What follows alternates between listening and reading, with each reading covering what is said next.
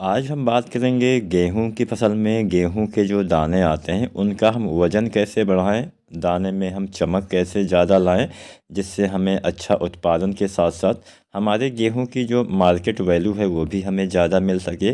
तो आज हम चमक वज़न बढ़ाने के ऊपर चर्चा करेंगे, क्या हमें करना चाहिए, हमें किन चीज़ों का इस्तेमाल करना है, क्या क्या सावधानियां बरतनी चाहिए। तो पूरा वीडियो के साथ साथियों आप ज़रूर देखिएगा, और कुछ भी सवाल हो, कोई भी सुझाव है तो आप कमेंट भी कर सकते हैं। तो चलिए सबसे पहले जानते हैं कि हाँ, क्या सावधानियां बरतनी होती हैं। आखिर हमारे दाने का वज़न कम क्यों रह जाता है। वज़न बढ़ाने से मेरा मतलब है कि दाने स्वस्थ आएँ, दाने का मोटाई अच्छी आए, दाने की चमक अच्छी आए। कई बार ऐसा होता है कि दाने हमारे पतले रह जाते हैं, और जब दाने पतले कमज़ोर रह जाते हैं तो उससे बहुत सारे नुकसान। एक तो उत्पादन पे कमी आपको देखने को मिलेगा क्योंकि पतले दाने में वज़न कम होगा।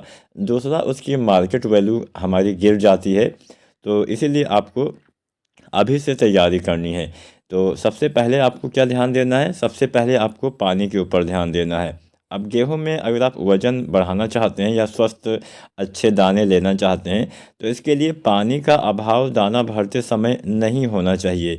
जिसको हम दुग्धावस्था भी बोलते हैं, जब दाने का भराव होता है उस समय अगर पानी की कमी हो जाती है, यहाँ तक कि जब से बालियाँ मतलब शुरुआत से ही पानी की कमी तो कभी भी नहीं करनी चाहिए, लेकिन गबोट अवस्था से लेके और दाने के भराव तक, दाने में मजबूती आने तक, इस बीच में अगर कभी भी पानी की कमी आपके खेत में हो जाएगी तो उसका असर आपकी बालियों पे आएगा, उसका असर बालियों की साइज़ पे आएगा।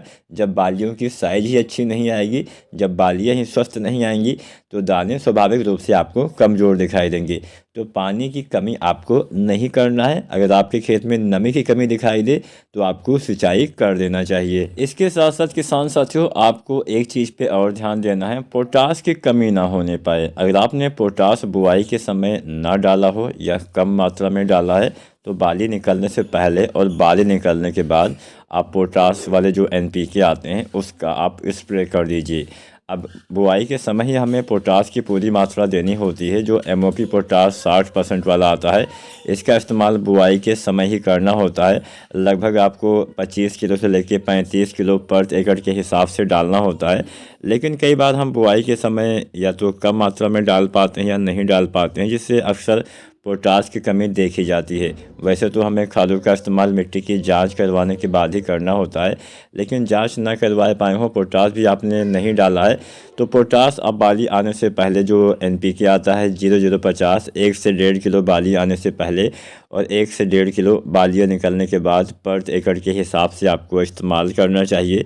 पोटास की कमी अगर रह जाएगी तो बालियों की साइज़ अच्छी नहीं आ पाएगी।